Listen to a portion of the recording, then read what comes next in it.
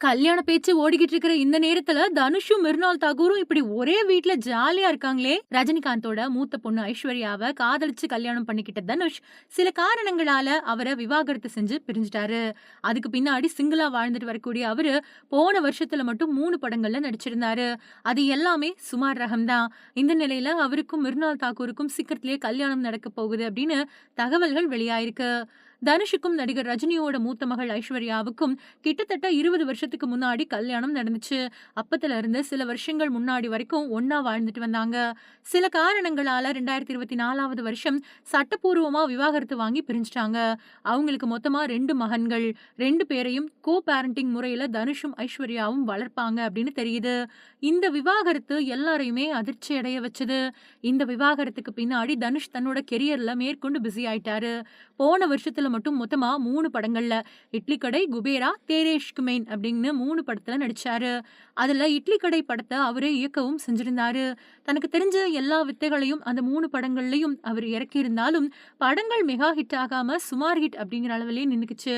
Personal வாழ்க்கைய பொறுத்தவரைக்கும் யார் கூடயும் கமிட் ஆனதா தெரியல. ஆனா நடிகை மிருனால் தாக்கூர தீவிரமா காதலிச்சுட்டு வராரு அப்படின்னும், பல இடங்களுக்கு அவங்க 2 பேரும் ஒண்ணா டேட்டிங் போறதாவும் பேசப்படுது. தேரே இஷ்க் மெயின் பட ரிலீஸ் சமயத்துல கூட நடந்த பார்ட்டி ஒண்ணுல தனுஷ் கூட கலந்துக்கிட்டாங்க மிருனால் தாக்கூர். அது மட்டும் இல்லாம இன்ஸ்டாகிராம்ல தனுஷ் குடும்பத்தை சேர்ந்தவங்களும் மிருனால் தாக்கூரும் ஒருத்தர் ஃபாலோ பண்ணிக்கிட்டத வச்சும் 2 பேரோட காதல் பத்தின பேச்சுக்கள் சோசியல் மீடியாக்கள்ல வலுவடைஞ்சது. ஆனா, இத பத்தி அவங்க 2 பேருமே பெரிய அளவுல ரியாக்ட் எதுவுமே பண்ணிக்கல. அதே சமயம் மிர்னாலோட போஸ்ட்டுக்கு தனுஷ் கமெண்ட் பண்ணவும் மறக்கறதே இல்ல. ஆனா, அதெல்லாம் சாதாரணமானது தான். அத வச்சு மட்டுமே அவங்களுக்கு இடையில காதல் அப்படின்னு சொல்லிட முடியாது அப்படின்னும் ஒரு தரப்பினர் சொல்லிட்டு வராங்க.